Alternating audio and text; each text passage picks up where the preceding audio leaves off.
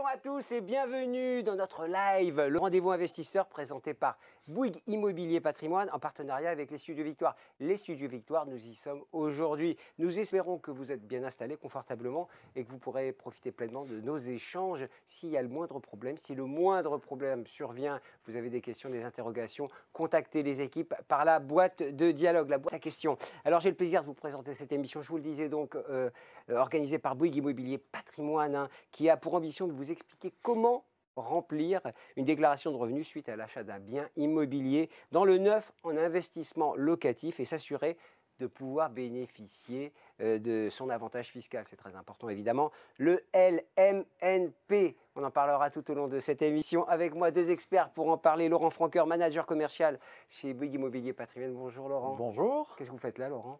Eh bien, c'est un plaisir d'être là déjà. Ouais. Donc là, je suis aujourd'hui pour expliquer bien évidemment ce système du LMNP, ce dispositif, et puis accompagner nos clients pour la déclaration fiscale. Ouais, un système qui rencontre un certain succès. Arnaud Giraud, vous êtes expert comptable. Avec vous, nous allons rentrer dans la technique de cette fameuse déclaration fiscale. Le NMNP, LMNP, voilà, il fallait que je le fasse. Oui, le N est très important. Oui, c'est vrai. LMNP. Bonjour, votre mission à vous en tant qu'expert comptable? Bonjour, ma mission en tant qu'expert comptable, c'est d'accompagner nos clients à faire leur déclaration professionnelle liée au LMNP, parce que le LMNP oblige à faire une déclaration professionnelle, la 2031, qui a pour vocation à remettre les chiffres dans la déclaration d'impôt sur le revenu. Mais tout se joue avec le bilan qu'on envoie, et les experts comptables, c'est notre période pour l'accompagner tous nos clients. C'est votre moment, comme on dit. Alors, les plans d'émission, on va dans un premier temps rappeler les éléments clés de ce dispositif fiscal. On va assister à un tuto, une démonstration par notre ami expert comptable qui va nous expliquer précisément. Vous allez voir, c'est merveilleux parce qu'on apprend vraiment dans le détail, pas à pas, comment remplir cette déclaration. Et la séquence de questions-réponses, vous pouvez d'ailleurs poser vos questions. On y répondra autant que faire se peut. On y répondra après, si on n'a pas le temps de toutes les adresser. Mais chacun aura une réponse à ces questions. On va rester 1 heure ensemble, la gourde est là, donc on peut faire face à toutes les situations d'urgence. On boira. Tout de suite, Laurent, je me tourne vers vous. Pourriez-vous nous en dire plus sur Bouygues Immobilier? Très bien. Bouygues Immobilier, bien évidemment, c'est une filiale du groupe Bouygues qui est connu et reconnu pour ses 3 pôles d'activité. J'aurais tendance à vous dire, une majorité de Français aujourd'hui sont clients du groupe Bouygues. Par Bouygues Télécom déjà, qui est le 3e opérateur en France sur la téléphonie. Bien sûr TF1, je pense que tout le monde utilise TF1 et ses filiales. TFX, TMC. Exactement. LCI. LCI également. TF1 étant le leader européen sur son domaine. Et bien évidemment, le métier d'origine de Bouygues, Bouygues Construction, avec ses 3 activités. Nous avons Bouygues Construction et Bâtiment, qui est un des leaders du marché. Je donne souvent des exemples pour nos clients pour que ça leur parle. Stade de France, ça parle à tout le monde. On a envie d'y retourner, Laurent. Oui. Voilà. Les Tours de la Défense, un peu moins. Par contre, le pont de l'île de Ré également. Là, ouais. Et pourquoi pas se balader sur le port de Monaco qui est en train d'être étendu par le groupe Bouygues. Voilà les grandes constructions, et il y en a des milliers dans le monde entier par rapport à Bouygues Construction. La deuxième activité, c'est Colas. Colas, tout le monde utilise Colas. Pourquoi? C'est le numéro 1 mondial sur les routes, sur les tarmacs, le rail, mais également les transports d'énergie. Donc aujourd'hui, Colas représente vraiment une belle image sur le groupe Bouygues. Et bien évidemment, Bouygues Immobilier, on va parler de Bouygues Immobilier aujourd'hui, c'est important. C'est le leader depuis plus de 60 ans dans la construction. Notre métier, c'est quoi? C'est d'aménager aujourd'hui des villes, les rendre encore plus modernes, et derrière, exploiter bien sûr tous ces logements. Et notre métier principal, c'est la promotion immobilière. Alors, de Bouygues Immobilier, il y a 7 ans, a découlé Bouygues Immobilier Patrimoine, qui avait une mission très claire par rapport à ça. C'est d'apporter une expertise à nos clients, une expertise premium pour nos clients investisseurs. Pourquoi? Parce que derrière, l'État a toujours mis en place des dispositifs fiscaux qui permettent d'avoir des réductions fiscales tout en investissant dans l'immobilier. Voilà en résumé, Gilbert. Bah, en fait, ce que vous nous dites, c'est que Bouygues, c'est solide. En fait, hein, c'est ça. Vous nous dites que c'est un groupe sur lequel on peut s'appuyer. Comment procèdent les conseillers, justement comment ils travaillent-ils? Alors, les conseillers, ils travaillent, ils vont à la rencontre des clients, bien évidemment, et ils vont travailler en plusieurs phases. Déjà, Bouygues Immobilier Patrimoine, aujourd'hui, c'est une équipe de 21 personnes, avec 15 conseillers en patrimoine immobilier. Ils sont experts, formés, et ils apportent à la fois une expertise financière, fiscale et immobilière aux clients, une offre globale par rapport à ça, et ils travaillent sous 3 phases. La première rencontre avec le client, c'est la plus importante. C'est là où on va faire connaissance. C'est là où la confiance va se créer et surtout, ça va passer par un audit patrimonial. En fait, ce qu'on veut faire, c'est avoir une photographie de la situation financière du client et bien déterminer le cahier des charges qui permettra de répondre aux besoins. Après, la deuxième phase, c'est le deuxième rendez-vous, c'est la présentation du bilan patrimonial.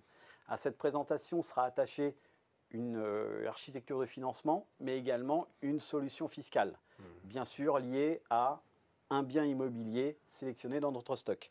Et la troisième rencontre, c'est bien sûr la validation des contrats. Aujourd'hui, on travaille en dématérialisation, mais aujourd'hui, le but, c'est de finaliser un contrat et les choses commencent. C'est souvent là que l'aventure commence. Pourquoi? Parce que derrière, il y a vraiment un accompagnement de proximité de nos clients. Pourquoi? On va les accompagner également pour trouver leur financement. On a des partenaires, trouver la bonne architecture de financement par rapport au profil du client, mais par rapport à l'investissement. Et puis derrière, l'accompagnement jusqu'au notaire. Et pour finir, on ne les abandonne pas à ce moment-là, bien évidemment. Tous les ans, on rencontre nos clients déjà pour faire une première chose, de l'arbitrage. Plusieurs clients ont plusieurs investissements. Il faut arbitrer à un moment pour rebondir sur une nouvelle loi, pourquoi pas. Et puis surtout, la deuxième rencontre, c'est un peu le but d'aujourd'hui, c'est la déclaration fiscale. C'est la raison pour laquelle Arnaud est là aujourd'hui. C'est la concrétisation de tout ce qu'on est en train de dire. Ce que vous dites, en fait, c'est que la partie conseil et amont, si elle est bien faite, tout se passe bien, en fait. C'est là où vous voulez venir. Voilà. C'est très important de bien réfléchir à son projet parce que c'est un investissement, hein, et il faut bien réfléchir. Arnaud, qu'est-ce que vous avez comme rôle auprès des équipes de Bouygues? Qu'apporte l'expert comptable? L'expert comptable est là pour sécuriser la déclaration fiscale. Déjà, c'est une déclaration qui est télédéclarée aux impôts. Donc, il faut normalement passer par un expert comptable pour pouvoir remettre les chiffres liés à son investissement locatif, faire appliquer le fameux amortissement dont on parlera plus tard. Et donc, notre mission, c'est d'être un garde-fou pour les clients et conseils pour éviter les écueils d'une déclaration fiscale, parce qu'il peut y avoir des petits pièges. Laurent, l'expert comptable, c'est un rouage aussi dans ce dispositif. C'est ce qu'est en train de nous dire Arnaud. Allez, première séquence. Un mot à Laurent? Non, tout à fait. Il est d'accord avec moi. Je suis toujours d'accord avec Pourquoi Gilbert. et comment investir? Première séquence.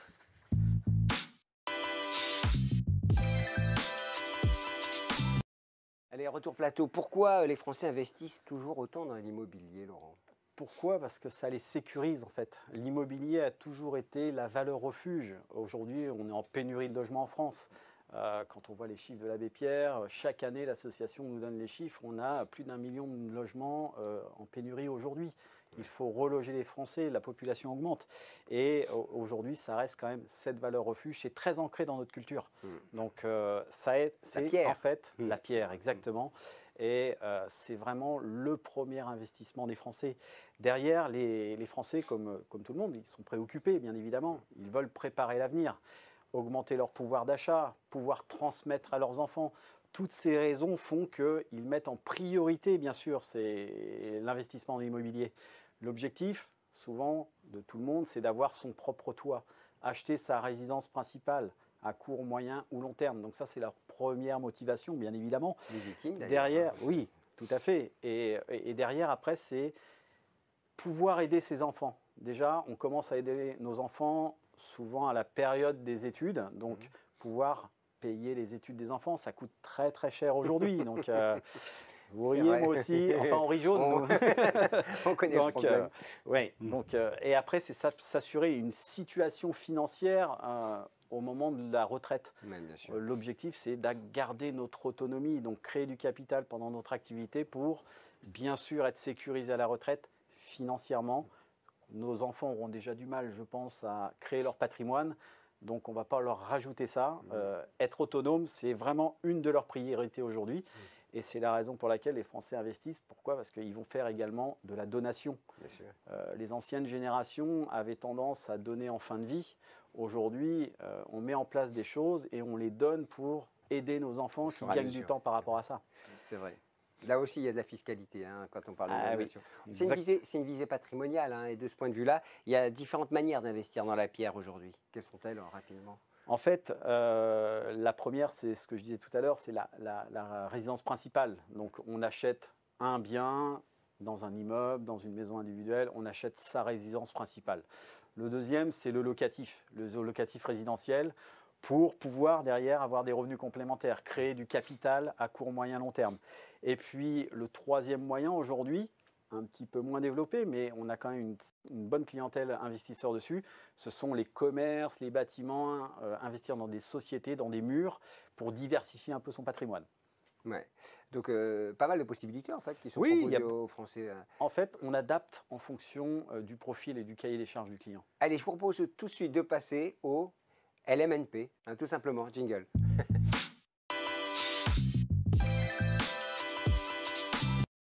Alors Laurent, on va parler LMNP. Vers quel type d'investissement se tournent les Français pour leur investissement et pourquoi ils se tournent vers cela? Eh bien, ils se tournent vers le locatif en résidence de service. La résidence de service, c'est avec le dispositif LMNP, le loueur meublé non professionnel. Ça permet derrière à répondre à une pénurie de logements. Aujourd'hui, le LMNP, on a la première tendance, c'est comment loger nos étudiants. Nos étudiants ont plus de mal à trouver un logement qu'une école aujourd'hui. Donc, et c'est une vérité. Et par rapport à ça, le but, c'est de créer du logement en meublé pour que nos jeunes puissent suivre leurs études dans des endroits confortables et les mieux adaptés. C'est un levier fiscal également. Pourquoi? Parce qu'on va jouer sur la déduction, on va jouer sur la réduction en fonction du profil et du mécanisme qu'on va mettre en place. Et puis, aujourd'hui, c'est quand même une sécurité. La pierre, quoi qu'il arrive, ça reste de la pierre, de la rentabilité derrière. On n'a pas fait derrière. mieux jusqu'à maintenant, il me semble-t-il. Non. La pierre, c'est tangible. C'est ça la grande force. Ouais, c'est ça. Des actions, c'est moins tangible. Et ça dévisse pour des raisons qu'on ne connaît pas, parce que parfois c'est un peu irrationnel. Pardon, vous n'avez pas fini Laurent Non, sur cette partie. La France est le 5e pays d'Europe dans lequel on recense le plus de locataires, c'est bien cela? Oui, exactement. C'est bien? Ni l'un ni l'autre. Entre Normands, on va se dire ni l'un ni l'autre. Non, en fait, c'est le mode de vie à la française en fait qui veut ça. Aujourd'hui, on a près de 38% des Français qui sont locataires. Ouais. Donc ça, le chiffre baisse. Pourquoi? Parce qu'on a eu de plus en plus d'accession à la propriété ces dernières années avec la baisse des taux d'intérêt. Donc ça a ouvert le crédit à nombreuses personnes. Et derrière, eh bien, on s'aperçoit que la pénurie est quand même là. On a besoin de loger nos étudiants, les personnes dans le senior aujourd'hui. Les personnes âgées ne veulent plus vivre tout seuls dans leur maison jusqu'à la fin de vie. Non. Il y a une tendance aujourd'hui, ils veulent vivre dans des résidences bien aménagées, avec des services, avec des personnes avec eux. Et il y a une forte volonté de vivre en centre-ville aujourd'hui, avec derrière beaucoup de choses importantes. Des commerces, de la sécurité, des services, de la proximité et les transports, parce qu'aujourd'hui se déplacer, c'est primordial pour eux. Donc, avec le Grand Paris, ça va se développer encore plus d'ailleurs, exactement. On peut le dire. Y a-t-il une réponse des propriétaires face à la demande? Alors oui, on s'aperçoit que sur la dernière année, il y a eu une augmentation des annonces immobilières en meublé entre 20 et 90% sur les 10 villes principales de France. Quand même. Donc c'est énorme. C'est énorme. Ouais, pourquoi? Eh bien, les Français ont compris qu'aujourd'hui, la pierre, il fallait continuer à investir dedans. Ils bénéficient à la fois d'un levier fiscal, mais également des taux qui sont très très bas. Donc ça motive et ça ouvre les portes à nombre de Français. Et on est tous conscients qu'il y a une pénurie pour nos jeunes, nos anciens. Et il y a besoin d'augmenter le volume. Et en même temps, les Français n'ont jamais été autant chez eux que la dernière année. Oui, en plus. Je pense que ça oui, ça ils avaient donne le de la temps, réflexion. voilà, et puis ça donne le temps de lire, de cuisiner, mais également de se poser des questions sur son patrimoine. Alors, comment fonctionne le régime fiscal dont on va parler durant cette émission? le LMNP, Ah, vous aussi, ça me eh oui, rassure. on fourche, mais parce que en plus les lettres sont vraiment importantes. Hein. Ouais. Le nom professionnel, le NP, on va en parler, elle peut avoir des enjeux fiscaux significatifs. Comment ça fonctionne? Le LMNP, il a un succès fou depuis quelques années parce qu'il arrive à allier deux avantages très importants. Le premier, celui de pouvoir amortir le bien immobilier qu'on a acheté, qui était généralement réservé soit à des dispositifs fiscaux particuliers tels que le Pinel ou le Robien, ou enfin tout, le Duflot, etc. Ou les sociétés qui étaient ce qu'on appelle soumis à l'impôt sur les sociétés. Le deuxième avantage, c'est un avantage à titre personnel, c'est qu'on bénéficie d'abattements pour durée de détention. Alors qu'est-ce que ça signifie? Ça signifie qu'au bout de 22 ans, 30 ans, on ne paye pas d'impôt sur la plus-value. Et ça, c'est un vrai avantage fiscal sur le long terme. 22 ans, pas d'impôt sur le revenu, et au bout de 30 ans, pas de CSG, pas de prélèvements sociaux. Donc voilà. Il faut quand même se projeter. Hein. Il on faut parle se projeter. de grandes périodes. Hein. On a parlé du Pinel dans une autre émission, on parle de 6, 9, 12. Là, on parle de beaucoup plus longue période. On est sur une période beaucoup plus longue. Alors après, on peut sortir, mais on ne bénéficiera pas de tous les avantages fiscaux sur le long terme. Il faut le savoir. Alors, on rentre un peu dans le détail. La première solution, la deuxième solution dans ce régime fiscal? Alors, effectivement, il y a deux régimes principaux, ce qu'on appelle le régime micro et le régime réel. Et puis, il y a un troisième qu'on n'évoquera pas aujourd'hui qui s'appelle la SARL de famille. Mais voilà, pour les esprits chagrins qui fait très... Il n'y en a pas. Ils ne sont pas chafouins, ceux qui nous regardent. Eh bien, tant mieux, je suis ravi. Alors, on y va. Le micro-BIC. Je viens avec peu expert, micro-BIC, je dis ça comme ça. Voilà. Alors, vous avez bien raison de préciser BIC, parce que le LMNP, la précision est importante, ce ne sont pas des revenus fonciers.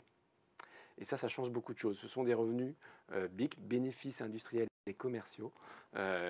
Et le fait d'être en BIC, ça signifie qu'on peut amortir le bien. Alors, la petite exception, c'est le régime micro. Le régime micro, c'est le régime le plus simple. Et il y a juste à déclarer ses recettes locatives, pour lequel on bénéficie d'un abattement, de 50%. Voilà. Oui, mais du coup, on paye, ça signifie qu'on paye sur 50%. Donc le régime micro, en réalité, ce n'est pas un bon choix. C'est pour les petits investisseurs? Ce serait pour les petits investisseurs, effectivement, les petites recettes locatives, on va dire en dessous de 10 000 euros. Au-dessus, généralement, on passe au régime réel. Et le régime réel, ça signifie qu'on doit faire une comptabilité. C'est là où intervient des gens comme moi, un expert comptable, ou un avocat fiscaliste, plutôt un expert comptable, parce qu'il faut produire la déclaration fiscale, le CERFA.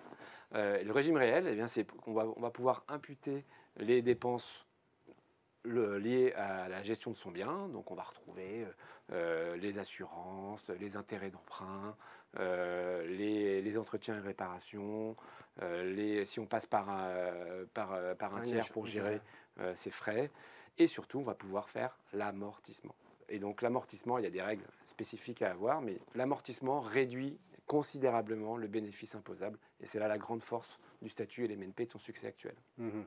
Et c'est pour ça qu'il faut avoir un expert, parce que quand on commence à parler amortissement, on rentre dans la technique comptable. Généralement, c'est là où on perd les gens. J'ai fait amortissement deuxième langue.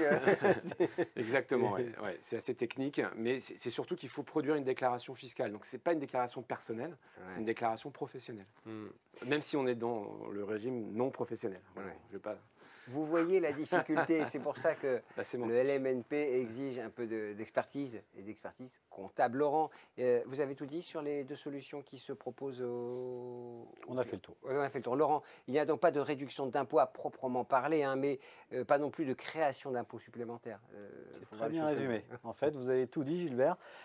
Cet avantage sera effectif en fait, pendant toute la durée de l'amortissement. Donc, on n'a pas de réduction supplémentaire. La seule petite chose, je le dis toujours, on a quand même une réduction fiscale. Pourquoi? Parce qu'on va acquérir le bien en hors taxe.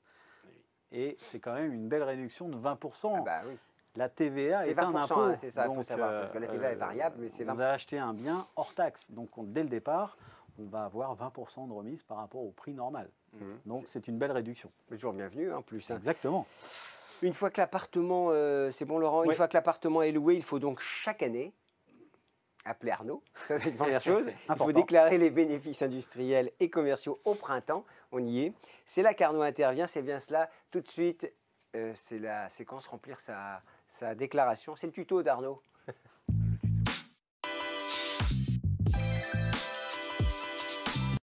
Alors cette déclaration, Arnaud, on vous écoute, hein, parce que alors, si vous comptez sur moi, je ne vous aiderai pas beaucoup, mais en revanche, Arnaud, je suis sûr qu'il a les bonnes réponses. C'est parti. Alors, donc, pour rappel, on a 3 régimes pour le LMNP. Le régime micro, où il n'y a pas de déclaration à faire. Le régime réel, où on doit faire une déclaration, c'est-à-dire une comptabilité. Et la SARL de famille, dont on ne parlera pas aujourd'hui, mais qui est encore un dispositif pour pouvoir être plusieurs associés d'un groupe familial pour investir dans du LMNP. Alors, le régime micro, on va quand même en parler très rapidement. Les recettes de l'MNP sont limitées à 72 500 euros. Maintenant, voilà, on a tendance à ne pas conseiller ce régime. On s'exonère peut-être d'une comptabilité, mais alors là, sur 72 500 euros, si on allait jusqu'au bout, on paierait de l'impôt sur la moitié, c'est-à-dire sur 36 250 euros, ce qui serait du coup pas du tout optimisé fiscalement. D'accord. Je vous fais confiance. Hein. Donc, vous me regardez, mais j'ai confiance en vous. Ça Arnaud, dépend hein. du profil, mais sur l'impôt, on a ce qu'on appelle, on ne va pas rentrer dans le détail aujourd'hui, les tranches marginales d'imposition. Oui. Donc plus on gagne, plus on a une tranche marginale. Bien sûr. Si on paye 30%, 41 ou 45% de ces 36 000 euros, Exactement. la note, elle est sévère. Bien sûr. Donc, on fait une comptabilité, on est au régime réel. Le régime réel, il se fait en réalité, le LMNP va se faire en 2 temps. Une première déclaration, ce qu'on appelle la 2031, c'est la liasse fiscale à transmettre aux impôts, et ensuite la déclaration 2042, celle de l'impôt sur le revenu, pour lequel on va reporter le bénéfice ou la perte de la déclaration précédente, la 2031, sur la déclaration personnelle. Jusque-là, tout le monde m'a suivi? C'est clair. C'est clair. La déclaration 2031, donc elle se fait avec un expert comptable qui va télédéclarer la liasse fiscale directement au service impôt entreprise. La présence d'un expert comptable, elle est indispensable pour éviter nombre d'écueils. La première chose, déjà, la prévention du risque de passage en LMP. Parce qu'on parle de LMNP, non professionnel. Il y a des écueils à éviter pour qu'on ne passe pas en régime professionnel. Ensuite, l'imposition cotisation sociale, ça c'est une nouveauté.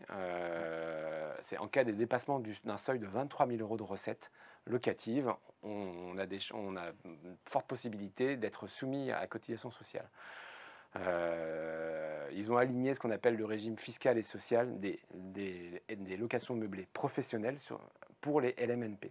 Donc ça, c'est le petit warning dont on va parler maintenant. C'est que, par exemple, si vous décidez de prendre une année sabbatique, si par exemple vous êtes démissionnaire, ou vous êtes licencié de votre société, vous divorcez, ou que sais-je, et que vos revenus du foyer baissent drastiquement, et que vous continuez à avoir du LMNP, eh bien, en ayant plus de revenus LMNP que des revenus de votre propre salaire, vous risquez de passer professionnel. C'est incroyable. Enfin, alors ça, c'est le piège. Je veux qu'on ne peut pas anticiper ça. Si on ne peut pas forcément anticiper. On anticipe un petit peu. Alors, enfin, anticiper si, en écoutant cette émission, pour commencer. Mais voilà, c'est des choses auxquelles on ne pense pas forcément. Enfin, des petits accidents de la vie qui font que le régime LMNP... Alors peut-être que dans ce cas-là, si on peut donner un conseil, ne louez pas votre bien LMNP si ça arrive. Mais bon, peut-être qu'après, il y a une question d'argent aussi. C'est-à-dire si vous n'avez pas de boulot et que vous ne pouvez pas louer le bien, ça fait double peine. Ça va faire double peine. Bon, en tout cas, voilà, c'est un écueil important. Et le troisième écueil, c'est l'oubli, ce qu'on appelle des reports des amortissements non déductibles. Donc là, c'est assez technique, c'est pour ça qu'il faut un expert comptable, mais je vais essayer d'évoquer ça et d'être le plus pédagogue possible. Ah oui, quand on pense LMNP, quand on doit faire une déclaration au réel, il y a un bon conseil à donner, c'est adhérer à un CGA. Alors, qu'est-ce que c'est qu'un CGA? C'est un centre de gestion agréé. Il va servir à quoi? La première chose, que quand on est en bénéfice en LMNP, si on n'adhère pas à un CGA, ce bénéfice est majoré de 25% à la déclaration d'impôt sur le revenu. Et bing. Et bing. C'est des petits trucs qu'on découvre comme ça. C'est des petites pas choses petit comme ça. d'ailleurs, pas si petit d'ailleurs. Hein. Alors, en adhérant à un CGA, vous n'avez pas ces 25%. Et la deuxième vertu du CGA, c'est que vous allez pouvoir bénéficier d'un crédit d'impôt pour frais de comptabilité de CGA. Ça veut dire que l'intervention d'un expert comptable et le coût d'un CGA sera remboursé à hauteur de 75%. Donc, D'accord. ça veut dire que vous entourez d'un expert comptable et d'un CGA. À la fin, ça va vous coûter 200 euros ou 250 euros selon les prix, ce qui n'est pas cher Ça payé restera toujours Ça reste pour rentable. être, voilà, Ben pour oui. être sécurisé. Bah oui, sachant qu'on ne commettra pas d'erreur, parce que s'il y a une erreur, en revanche, l'administration fiscale, Alors, elle le repère, ou alors, si elle ne le repère pas, normalement, elle il n'y le aura pas repère un d'erreur, jour. et surtout, s'il y a une erreur, les professionnels qui vous entourent sont responsables. Donc voilà, d'où l'importance d'avoir un pro autour de soi. Pardon, je vous ai coupé, Arnaud. Ouais, c'est pas grave. La deuxième chose qui est très importante à évaluer, c'est la répartition du coût de l'investissement immobilier. Alors là, c'est très technique, c'est de savoir qu'est-ce qu'on peut amortir. Donc il va falloir déjà répartir ce qu'on appelle le terrain et la construction. Et le terrain et la construction, le terrain est non amortissable. La construction est amortissable. Donc déjà, il faut évaluer entre les deux quelle est la partie terrain et construction. Ce qui Ça- représente à peu près 12 à 15% Ouais. de façon générale, de façon globale. Ah. Sur un prix d'un bien immobilier investi, on a à peu près 12 à 15% qui correspond à la valeur du terrain. Voilà. Et on amortit entre C'est ça. jusqu'à 85% du bien en lui-même. Alors ça va être la moyenne, mais ça peut monter dans Et certaines plus. zones géographiques beaucoup Ah bah plus. oui. On peut monter à Sur 40%. l'île de Ré, ça doit être beaucoup plus cher. le Exactement, terrain. vous avez tout compris. Exactement. Des endroits prestigieux, des endroits Au cœur de Paris. au cœur de Paris. On va plutôt monter à 40%. Ouais. Donc là, évidemment, Facilement, ouais. c'est lié au prix de l'immobilier, c'est lié à la valeur foncière. La rareté, Et notamment. la rareté, exactement. Et pour la partie construction, donc elle qui est amortissable, on va devoir donner une durée d'amortissement. Et généralement, c'est entre 20 et 40 ans. Voilà. Alors, on va plutôt prendre 25 ans, c'est plutôt la moyenne, d'amortir votre bien immobilier sur 25 ans. Donc, prenons l'exemple, je sais pas, d'un bien immobilier qui vous coûte 300 000 euros. Si la partie terrain, c'est 20%, donc on aura 60 000. 60 000. Et donc, la partie construction, 240 000. Mhm. Sur ces 240 000 euros, si on amortit sur 25 ans, ça veut dire qu'on va pouvoir déduire 10 000 euros d'amortissement chaque année, qui viendront diminuer votre bénéfice imposable. Voilà. Bah, c'est Plutôt clair. bien. Ah bah oui, plutôt une belle Donc somme. ça, c'est plutôt bien. Il y a d'autres éléments qui sont amortissables, les frais d'acquisition, le mobilier, oui, parce que comme on fait quand même de la location meublée, il faut meubler, et donc ce mobilier, vous avez le droit de l'amortir sur 5 ans généralement. Et si vous faites également des travaux, les travaux, on est plutôt sur une durée d'amortissement de 10 ans. Voilà, donc tous ces éléments qualitatifs qui vont augmenter la valeur du bien vont pouvoir être amortis et du coup être déduits. C'est la grande force du statut LMNP. Petite précision pour les amortissements. Les amortissements, je vais en parler beaucoup. Ça ne peut pas générer de déficit. Je vous explique. Vous avez loué un bien, je sais pas, vous en récoltez des fruits pour 15 000 euros. Vous allez pouvoir déduire certaines charges, la taxe foncière, les intérêts d'emprunt, etc. Imaginons qu'il vous reste 10 000 euros. Sur ces 10 000 euros, on va pouvoir amortir. Si on amortit par exemple pour 12 000 euros, on va générer du coup un déficit de 2 000 euros. Ce déficit, il ne pourra pas être reporté sur la déclaration d'impôt. Il va être neutralisé à hauteur des amortissements. C'est parce que les amortissements ont généré du déficit, donc on va avoir 2 000 euros d'amortissement non déductible. Cet amortissement non déductible, il n'est pas perdu. C'est ça, il est un peu stocké. Et on va cumuler les amortissements non déductibles dans un tableau de suivi. Voilà, donc ça sera une annexe fiscale de la déclaration qui est envoyée aux impôts, qui est effectuée par l'expert comptable. Et ça, c'est un point où vraiment j'alerte toutes les personnes qui nous écoutent, qui font du LMNP, d'être très très vigilants avec leur propre expert comptable, parce que c'est souvent des oublis. C'est De souvent l'expert comptable. Alors, j'espère que non. Impossible. Non. J'espère vous. que non. Alors nous, moi, ce sera encore pire. Mais non, c'est vraiment un point de vigilance important de suivre ces amortissements non déductibles, parce que ces amortissements non déductibles, le jour où vous allez avoir un bénéfice imposable, ben, vous allez pouvoir du coup les ressortir du chapeau. bien sûr. Exactement. Ouais, ouais. Et ça prolonge Et ça la prolonge. non-fiscalité sur les revenus. Exactement. Tout ça fait sens. Voilà. Eh oui. Donc voilà, donc c'est à bien valider avec votre expert comptable. Et donc plus on vous en parle, plus vous êtes vigilant. Au moins posez la question. Oui, au c'est moins assurez-vous que ça soit fait. Et à partir de là, une fois que c'est fait, normalement, il n'y a plus de sujet. Ouais, c'est ça. Des documents à préparer pour faire sa déclaration, pour les éléments à transmettre à votre expert comptable qui va effectuer les déclarations. Alors, si vous passez par un gestionnaire de biens, il a dû vous préparer une déclaration pré-remplie avec les revenus, les charges, les assurances, les frais du syndic, les frais du gestionnaire, les entretiens et réparations. Donc, tous ces éléments qui seront à transmettre à l'expert comptable. Après, beaucoup de l'MNP sont généralement gérés en direct par les clients. Et donc, du coup, charge à vous de pouvoir restituer ces informations-là. Le petit conseil, c'est quand même d'ouvrir un compte bancaire dédié à votre LMNP. Parce que ça permet d'éviter d'oublier des dépenses qu'on aurait fait à titre personnel. Ouvrir un compte bancaire, alors c'est un compte bancaire personnel, hein, c'est ça la différence. C'est que Mais on peut le nommer. on peut le nommer. Oui, On maison, l'appelle. je sais pas, ou appartement. Exactement. Et donc du coup, ça permet de suivre toutes vos dépenses, tous les flux qui sont liés au LMNP. Ça, c'est voilà, De toute façon, généralement les syndics, conseillé. Même, ils ont des comptes de copro. Hein, Oui. quand vous faites votre chèque de Exactement. charge, vous êtes copro de X, je sais pas quoi. Et même, j'irai plus loin, je le dis souvent à nos clients, changer de compte bancaire pour bien isoler la partie Bien sûr. immobilière. Oui. Que vous ayez du Pinel, du LMNP ou de la location classique, c'est bien d'avoir un compte pour voir les entrées, les sorties. Et le but, c'est d'avoir un équilibre du compte. C'est facile. Hein, alors, C'est il me difficile semble que entre d'ouvrir les un compte courses. spécifique, la Ah, banque c'est va très pas. C'est un compte Il n'y a bancaire. pas de. C'est un compte bancaire. C'est un compte bancaire, Voilà. c'est très simple, un deuxième compte bancaire. Alors dans la même banque, généralement, il n'y a pas de frais. Non. Dans une autre banque, il y aura peut-être des frais, mais bon, en tout cas, isoler les flux, c'est-à-dire qu'on ait les revenus locatifs, le remboursement de l'emprunt et les petites dépenses, permettra à votre expert comptable d'identifier tous les flux et pour vous de ne pas oublier des dépenses que vous auriez faites, je ne sais pas, la réparation de la cuisine, que vous auriez payé avec votre compte principal. Voilà, au moins, ça permet de... Non, mais surtout, on peut tracer, puisqu'on a une C'est ça. visibilité très claire. Quoi. C'est Exactement. dédié. Puis, est-ce qu'il y a beaucoup d'écriture? Enfin, à l'année, je pense qu'il n'y a pas énormément Non, il n'y a pas d'écriture. beaucoup Voilà, d'écriture, donc ça mais- veut dire qu'on repère assez vite ce qu'on a fait. Généralement, par mois, on parle de 4 écritures. Hein. Oui, donc, l'encaissement du loyer, le remboursement de l'emprunt, les petits frais bancaires et puis éventuellement les dépenses entre guillemets exceptionnelles qui tombent, le paiement de la taxe foncière. Oui, d'accord.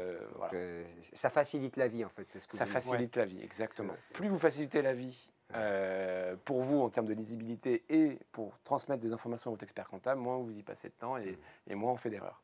Si on facilite la vie de l'expert comptable, voilà, c'est déjà une partie du job qui est fait. Exactement.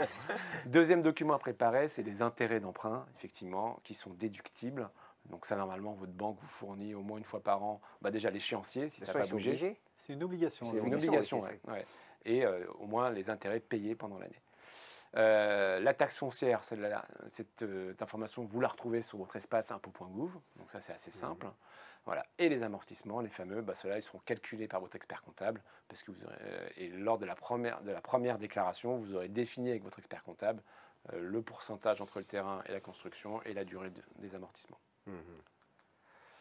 Un principe de comptabilité qui n'est pas toujours très bien compris, c'est ce qu'on appelle une comptabilité d'engagement. Je m'explique.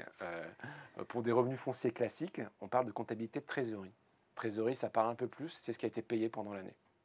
La comptabilité d'engagement, c'est ce qui a été engagé. Je m'explique. Vous avez fait réparer la douche au mois de décembre, mais vous avez payé finalement le réparateur qu'au mois de janvier. Normalement, vous devez déclarer la facture que vous avez payée en 2021 sur l'année 2020, parce que les travaux ont été effectués en 2020. C'est la petite différence avec une comptabilité de trésorerie en revenus fonciers. Voilà. Ça a le principe de réalité en même temps. Si C'est ça a un été fait principe sur de 2020. Ça... Alors, comment ça se présente une liasse fiscale, une 2031? Là, vous avez à l'écran l'exemple d'une ce qu'on appelle une balance comptable. Donc, on va retrouver les revenus. On va retrouver classifiés par nature les différentes dépenses. Donc, les charges locatives, les entretiens réparations, les honoraires de l'expert comptable et du CGA. Et on va retrouver les fameux amortissements, ce qu'on appelle dans notre jargon les dotations aux amortissements. Et donc, soit vous avez un bénéfice, soit vous avez une perte. Voilà. La déclaration 2031, donc, elle est préparée par votre expert comptable sur la base de vos éléments. L'expert comptable échange avec vous les éléments inscrits en comptabilité. Très important, ne faites pas une confiance aveugle Justement, la confiance n'exclut pas le contrôle. Validez avec votre expert comptable votre bilan, qui vous explique chaque ligne et que ça soit validé par vous en termes de cohérence et de connaissance de toutes les dépenses que vous avez faites pendant l'année. C'est toujours bien de comprendre ce qu'on fait. Vaut mieux, oui. Donc, On parle d'argent quand même. Hein. Exactement. Votre expert comptable ensuite télédéclare la 2031 aux impôts. Là, vous n'avez rien à faire. Aujourd'hui, tout est dématérialisé. La déclaration d'impôt sur le revenu 2031, voilà à quoi elle ressemble. Donc là, vous retrouvez tous les éléments. Voyez, on est bien dans une déclaration, on est bien dans une comptabilité. C'est un document CERFA. Hein, c'est un document CERFA, exactement. Il y a une annexe qui est très importante, c'est la 2031 bis. Je m'explique. C'est là où va apparaître votre bénéfice.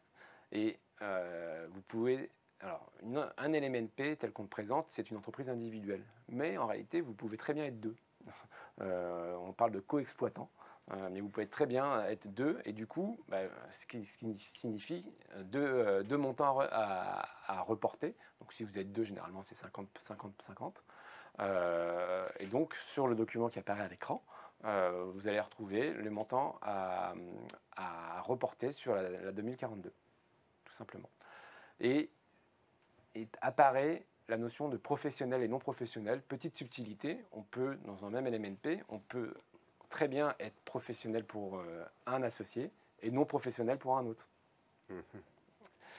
Il y a des subtilités. Ah, il y a des subtilités. C'est pour ça qu'on est là, hein, parce qu'il faut comprendre. Voilà, donc ça c'est la 2031, on passe les éléments. Et ensuite, je rabâche un petit peu, mais voilà, très important qu'un tableau de suivi des amortissements non déductibles soit effectué pour ne pas perdre le droit d'amortir dans le futur quand vous aurez des bénéfices. D'accord. Voilà, donc j'insiste. On peut accumuler combien de droits d'amortir? Alors c'est illimité, c'est ça. Voilà, il n'y a pas de limitation dans le temps, il n'y a pas de montant, c'est illimité. Si demain, une fois que vous aurez fini d'amortir et que vous générez des recettes locatives, eh bien, vous pourrez reprendre les amortissements qui n'ont pas été déduits. Parfait. Exactement. Alors, pour la déclaration 2042, on y arrive. Donc là, vous allez, évidemment, vous reconnaissez ce qui apparaît sur votre site impôt.gouv. Et donc, vous avez une case à cocher. C'est les revenus des locations meublées non professionnelles. Une question. Le site impôt.gouv, c'est le même? C'est la même plateforme pour l'individu que le professionnel? Non. Non. Il y a deux accès différents. Il y a un accès professionnel et un accès particulier. D'accord. Voilà. Alors généralement, l'accès professionnel, c'est l'expert comptable qui a un accès pour l'ensemble de ces dossiers. C'est pour ça, parce que comme vous disiez qu'il déclare lui-même directement, c'est-à-dire qu'il y a un accès complémentaire avec le... D'accord. Exactement. Auquel généralement les entreprises ou les clients n'ont pas accès. C'est l'expert comptable en direct. Mais voilà. Et donc... Il faut le savoir. On est là pour ça, je le répète. Hein. Donc, sur votre espace particulier, donc là, vous allez cocher les revenus de location meublée non professionnels et vous allez pouvoir déclarer ce qui apparaît sur la liasse fiscale. Alors, je remets un petit chapitre sur le régime micro-BIC. Donc là, il n'y a pas de liasse fiscale précédent. C'est vous qui allez pouvoir reporter la location. En dessous de un peu plus de 70 000, c'est ça? En dessous de 72 000 euros. 72 000. Alors, je ne vous conseille pas d'aller jusqu'à 72 000 parce qu'il y a toujours ce seuil de 23 000 euros pour l'assujettissement en tant que professionnel et aux cotisations sociales. Alors, il y a d'autres critères, mais en tout cas, voilà. Le régime micro-BIC, on l'inscrit, mais voilà, il n'est pas recommandé d'un point de vue imposition fiscale. En tout cas, si vous devez déclarer du micro-BIC, ça sera sur la case 5ND, location meublée en général. Et c'est bien indiqué, on déclare bien les recettes brutes sans déduire aucun abattement. L'abattement, ça sera calculé directement par les automatiquement, c'est ça, oui, bien sûr. Vous n'avez pas de calcul à faire. Mais c'est pas, on ne divise pas par deux soi-même. Non, parce que c'est souvent des choses qu'on peut voir. On m'a dit que c'était 50%. Donc, oui, mais je l'ai fait directement. Je vous ai facilité le travail, monsieur l'inspecteur des impôts. Ensuite, donc, le régime réel. Alors, c'est assez simple. Une fois que l'expert comptable a fait la 2031, vous allez reporter le bénéfice ou la perte dans la déclaration 2042. Et ça se passe à ce niveau. Donc, si c'est un bénéfice dans la case 5NA, on va distinguer quand c'est un CGA ou sans CGA, donc le centre de gestion agréé, parce que comme je vous l'ai dit au préalable, quand on a un centre de gestion agréé et qu'on a un bénéfice, on n'a pas de majoration de 25%. Oui. par exemple, dans l'exemple que vous avez sous les yeux, vous avez un bénéfice de 3 000 euros. Sans CGA, vous auriez eu, dans la case 5NK, du coup, 3 000 euros plus 25%. D'accord? Donc 3 600 euros. Pardon, 3 750 euros. J'allais corriger, mais je n'osais pas vous reprendre. C'est l'expert comptable qui ne savent pas compter. Mais vous avez des machines, j'espère, des machines à calculer, rassurez-moi. On a des machines, hein, si on faisait de tête. Si vous avez malgré tout un déficit, parce que donc, je vous ai dit, c'est très rare d'avoir des déficits du fait que les amortissements étaient non déductibles, mais vous pouvez très bien avoir un déficit qui est vrai pour le coup. Une année, vous avez fait par exemple des réparations, parce qu'il fallait faire ces réparations et que du coup, les amortissements étaient même inférieurs au déficit. Eh bien, ce déficit, il va falloir le reporter dans la case 5NY. Et ce déficit n'est pas perdu, il est quand même reporté sur les années suivantes pendant 10 ans. Voilà. Important, préciser l'adresse de location. Et vous allez avoir et préciser le numéro SIRET. Ah oui, parce que petit détail, la déclaration au réel nécessite d'avoir un numéro SIREN. C'est-à-dire que quand vous faites une déclaration, une comptabilité, vous devez être identifié par les impôts et l'INSEE vous attribue un numéro SIREN parce que chaque liasse fiscale, chaque déclaration aux impôts doit être répertoriée fiscalement parlant. Et donc ce numéro SIRET, il faut le faire apparaître dans l'encart que vous voyez à l'écran. En s'inscrivant au tribunal de commerce, c'est ça le numéro SIRET ou SIREN, comment on l'obtient, c'est ça? Oui. On le demande. Exactement, ça se demande. Ouais. Ça se demande. Donc il y a un CERFA à remplir quand vous déclarez votre indemnité, encore un CERFA. Et ce CERFA, normalement dans les 15 jours ou 3 semaines, vous recevez le numéro SIREN. Et donc ça veut dire qu'officiellement, vous êtes bien inscrit aux impôts. La France, le métier de la fiscalité. Dernière petite chose, le crédit d'impôt pour frais de comptabilité. Donc ça, il ne faut pas l'oublier parce que évidemment c'est un dispositif fiscal. Donc ne pas oublier de reporter, parce qu'une fois que vous avez payé le centre de gestion agréé et le comptable, bien, autant pouvoir déduire ce que vous avez payé à ces magnifiques professionnels. Et donc, vous parlez de vous là, c'est ça? Je parle aussi des autres. je parle de la communauté de tous les experts comptables. La compétence, voilà, c'est ce qu'il voulait dire. Et donc, c'est en case 7FF, vous indiquez les frais de comptabilité et d'adhésion à un organisme agréé. Attention, petite subtilité, il faut indiquer le montant hors taxe et pas la TTC, parce que vous ne pouvez pas récupérer la TVA, avoir un crédit d'impôt sur la TVA. Et voilà. J'espère que... On est dans la technicité, Laurent, hein, quand même. Oui, c'est un peu plus technique que certains autres dispositifs. C'est vrai que là, on est dans une configuration où il faut un engagement fort, en tout cas quand on est sur ce type d'investissement.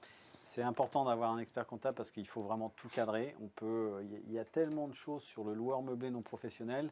Il y a beaucoup de subtilités par rapport à un investissement classique. Et c'est indispensable. Moi, je dis souvent, c'est indispensable. C'est pas une option quelque part. C'est ça. Et pourquoi l'administration fiscale finalement a fait ce fameux crédit d'impôt pour frais de comptabilité?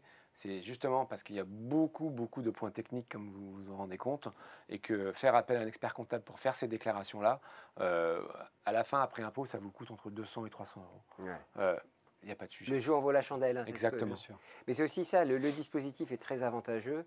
Pour autant, il faut respecter vraiment rentrer dans les critères bien précis, respecter, pas franchir la ligne jaune, comme on dit. Pas franchir le Rubicon. Ni la ligne jaune, parce que c'est vrai que... Mais en même temps, c'est vrai que là, on voit vraiment un intérêt quand même évident. Est-ce que vous voulez répondre aux questions des personnes qui nous ont envoyé des questions? Allez, j'espère qu'il y en a beaucoup. Bah oui, vous allez voir. C'est la séquence questions-réponses.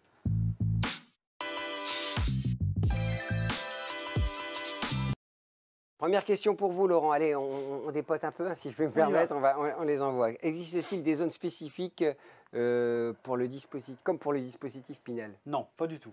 En fait, aujourd'hui, ce n'est pas du tout encadré par du zonage, par des loyers encadrés. C'est complètement ouvert, aucune zone imposée par l'État par rapport à ça. Donc, en gros, on a tout le territoire et il faut simplement dénicher les bonnes opportunités. En fait, c'est ça qu'il faut aller faire. En résidence de service, quel impact sur ma TVA lors de la revente, Arnaud? Eh bien, en résidence de service, et notamment avec Bouygues, la TVA est prise en charge par Bouygues. On explique que c'est résidence de service comme ça pour ceux. Ce qu'on expliquait tout à l'heure, Laurent, résidence de service, ça peut être pour des étudiants, pour des personnes âgées, pour lesquelles vous allez avoir un certain nombre de services au-delà du logement locatif. simple. Voilà. Exactement. Il y a une petite subtilité par rapport à ça. Tout à l'heure, je parlais d'achat hors taxe. On va bénéficier d'une remise de la TVA de 20%. Pour avoir cette remise de TVA, il faut qu'il y ait minimum 3 services. Ça peut être l'accueil, ça peut être une laverie, ça peut être plein de services. Salle de gym, il y a un minimum de 3 services sûr, pour pouvoir bénéficier de cet avantage fiscal de la TVA. C'est ça. On parle de para-hôtelier d'ailleurs, fiscalement parlant. Parce que c'est comme un hôtel, mais sans en être... ça se développe d'ailleurs beaucoup. De plus en plus. Oui, les gens ils ont besoin de créer une communauté autour de tous ces services associés. Et c'est important. On parle de co-living maintenant dans l'immobilier. C'est vrai que ça vient des États-Unis, on m'a dit. Mais enfin, ça se développe en France. Allez, on continue mes questions. Alors du coup, on va peut-être vous répondre pour la TVA. Oui, on était partis tous les deux, Laurent. Je suis désolé. Alors, allez. Donc, l'impact sur la TVA, c'est que, en réalité, vous avez 20 ans. 20 ans, au bout de 20 ans, il n'y a pas d'impact sur la TVA. Si vous vendez votre bien LMNP pour lequel vous avez déduit la TVA à l'origine, vous l'avez récupéré, si vous le vendez au bout de 10 ans, l'administration fiscale va vous rattraper la moitié, normalement, de la TVA que vous avez déduit à l'origine. Donc c'est quand même important. L'administration fiscale n'oublie rien, même 10 ans après. Elle a de la mémoire. Elle a de la mémoire. Elle a des fichiers surtout. Il y a une chose qui est importante par rapport à ça, pour éviter qu'on soit rattrapé pleinement par l'administration fiscale, c'est que quand on va revendre son bien, on va le revendre avec son bail commercial. Donc il y a une continuité de l'avantage de la TVA. Elle est transmise de propriétaire à propriétaire. Donc indirectement, le vendeur n'aura pas d'impact fiscal par rapport à ça. Pourquoi? Parce qu'il a vendu avec son bail, le bail du gestionnaire qui apporte ses services, qui porte toujours ses 3 services. Donc il y a une continuité de l'avantage de la TVA. Le LMNP, alors on parle également de dispositif Censi-Bouvard. Qu'en est-il? Alors, c'est un deuxième régime. On a beaucoup parlé avec Arnaud de l'amortissement. Et le LMNP peut être également orienté sur la loi Censi-Bouvard. C'est une loi réductive. Une loi réductive, c'est quoi? C'est une loi, imaginez, vous payez 5 000 € d'impôts. Vous investissez dans un bien immobilier et vous allez avoir, du fait, une réduction fiscale. Disons 2 000 €. Vous ne paierez à la fin de l'année que 5 000 moins 2, 3 000 €. Eh bien, en investissement Censi-Bouvard, eh bien, ça se passe comme ça. Vous allez avoir une réduction fiscale de 11% sur le prix hors taxe du bien que vous avez acheté. Après, vous allez acheter déjà hors taxe, donc 11% plus une TVA de 20% économisée. C'est une bonne remise fiscale.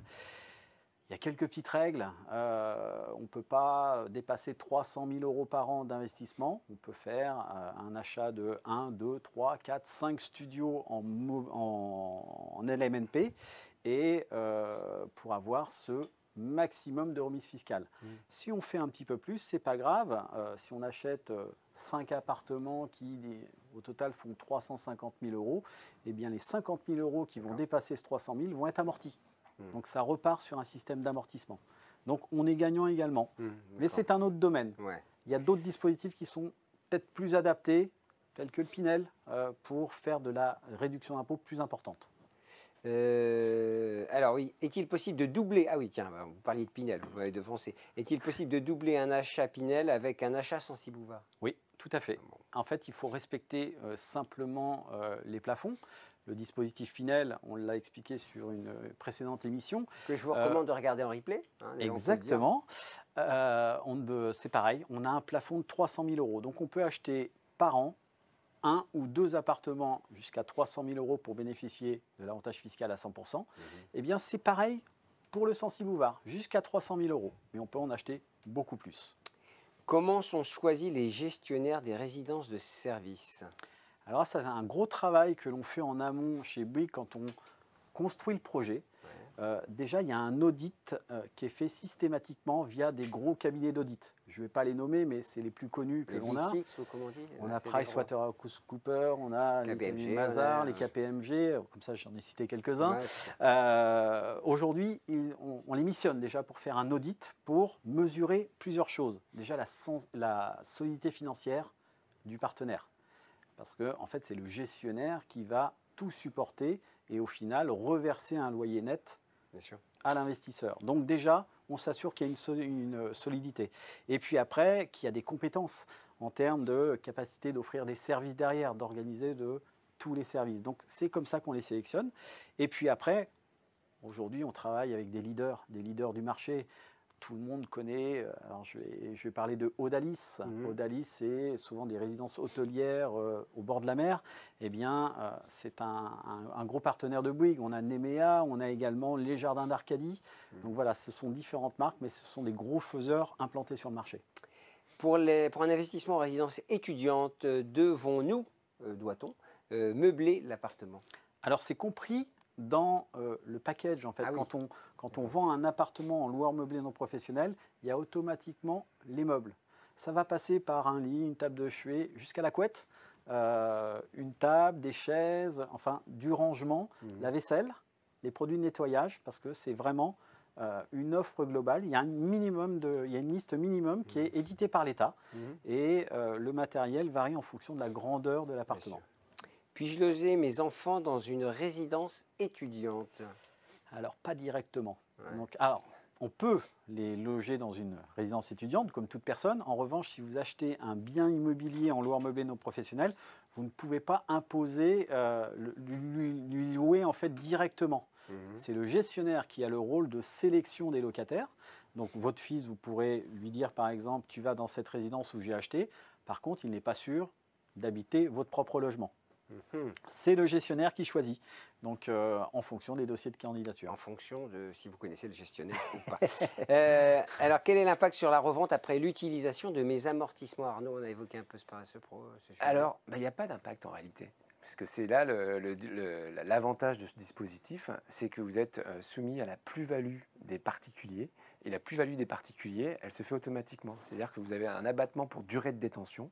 Et donc que vous ayez amorti votre bien en LMNP, ça c'est pendant la durée où vous avez géré le bien et récupéré les fruits. Mais à la revente, c'est complètement déconnecté. Très bien. Puis-je conserver l'usufruit de mon logement meublé et donner la nue propriété à mes enfants? Alors là, on va parler de démembrement. Ouais. Alors, ça ne va pas être... le démembrement, c'est un système qui permet de transmettre à ses enfants son patrimoine tout en gardant les bénéfices de l'exploitation. Ça a un avantage en termes de donation et de droit de succession derrière. Donc aujourd'hui, on achète un bien immobilier, on va en donner derrière la nue propriété à son enfant. On passe devant chez le notaire, il en a la nue propriété. Par contre, on en garde en tant qu'investisseur l'usufruit. On récolte les fruits de la location et on assume derrière toutes les charges, toute la fiscalité, jusqu'à une certaine période, jusqu'à la fin, pourquoi pas, la fin de sa vie. Et derrière, une fois que les parents sont décédés, eh bien, l'enfant récupère la nue propriété à 100%. Et aujourd'hui, on peut le faire, bien évidemment, avec un loueur meublé non professionnel. La seule petite chose, ce n'est pas très avantageux, c'est qu'on va perdre le bénéfice de l'amortissement puisqu'on a transmis la nue propriété. Donc aujourd'hui, ne surtout pas faire de démembrement quand on a un LMNP en exploitation. Donc ça ne sert à rien parce que fiscalement, on va être rattrapé, on va payer une fiscalité beaucoup plus importante. Il faudra regarder ce replay pour tous celles et ceux qui souhaitent se lancer sur le MNP. LMNP, j'y arriverai pas, décidément. Mais c'est pas grave. Pour la simple et bonne raison que, évidemment, c'est un apprentissage. Une fois qu'on maîtrise tout, j'imagine que c'est plus simple. Mais pas à pas, il faut apprendre, comprendre. On parle de fiscalité, on parle de patrimoine, on parle de revenus, donc c'est très important. Y a-t-il, alors on a déjà répondu à la question, mais je vous la repose puisqu'elle est arrivée. Y a-t-il un plafond de montant acheté sur l'année comme un plafond, comme pour la loi Pinel? Bah oui, vous l'avez dit. C'est 300 000. Alors, il n'y a pas de plafond réel. Alors, sur le dispositif Censi-Bouvard, on va être sur un plafond de 300 000 € pour avoir une réduction d'impôt. En revanche, sur l'amortissement, il n'y a pas de plafond. Donc, c'est illimité. Illimité, ok. Bon, donc, Voilà, pour celles et ceux qui ont posé la question. Y a-t-il une durée minimum d'engagement pour bénéficier du régime réel, Arnaud? Oui, on ne peut pas changer chaque année du réel au micro, etc. Vous avez une durée généralement de 3 ans pour D'accord. pouvoir... On peut passer de l'un à l'autre quand même au bout de 3 ans. On peut, oui, mais voilà, Il faut vraiment analyser la situation. Oui, il parce faut que être vraiment franchement, dans une finesse et un c'est suivi. déjà compliqué s'il faut changer en plus à chaque fois. Alors là, j'ai une question, comment dire, une question challenge, hein. Elle est pour vous deux d'ailleurs. Alors attendez, je mets mes lunettes parce que... On se prépare, on se prépare. Attention. Le montant des amortissements, le montant des amortissements est-il modifié si le logement est acquis à 50% en nue propriété pour un enfant et 50% en usufruit? Non. Bon, voilà, c'est pas si compliqué que ça. Non, non. Non, ça n'a rien à voir. C'est ce que je disais tout à l'heure. La notion d'amortissement, on la perd à partir du moment où on fait du démembrement. Donc, il n'y a pas de répartition 50-50 par rapport à ça. Allez, c'est la fin de l'émission. J'aimerais que l'un et l'autre, vous me donniez les 3 mots-clés qui permettraient d'arbitrer, hein, pour celles et ceux qui nous écoutent, le LMNP. Pourquoi? En 3 mots. S'informer, sécuriser et transmettre. Parce que ça reste du patrimoine qu'on transmet aux générations d'après. Laurent? Se faire accompagner. Ouais. C'est la priorité absolue. Et je vous dirais 3 fois se faire accompagner. Pourquoi? Parce que l'avantage d'un bon dispositif LMNP, il se joue au niveau de l'expertise comptable. S'il y a un bon arbitrage dès le départ, et bien derrière, tout se passe normalement. Après, il y a tous les enjeux de bien sélectionner son bien immobilier dans un lieu stratégique. On est souvent sur des centres-villes, donc on a tous les services, les transports autour, mais c'est surtout se faire accompagner, s'informer avant tout de l'endroit où on est, et derrière, se faire bien entourer et puis investir. Hein. On parle de patrimoine, on parle de transmission. C'est des sujets évidemment importants pour la famille, pour toutes les familles françaises, d'ailleurs pour toutes les familles dans le monde entier d'ailleurs. Oui. Merci à tous. Merci aux équipes de Bouygues Immobilier Patrimoine. On me parle dans l'oreillette, donc évidemment, ça me coupe dans mon élan. Merci à toutes les équipes. Le numéro s'affiche à l'écran pour poser toutes vos questions, un téléphone, une adresse mail. N'hésitez pas. Merci Laurent, c'était toujours très très clair ce que vous avez dit. Merci, vive les experts comptables, j'ai envie de dire. Ils seront ravis. Merci beaucoup et merci à Bouygues Immobilier Patrimoine. À très bientôt.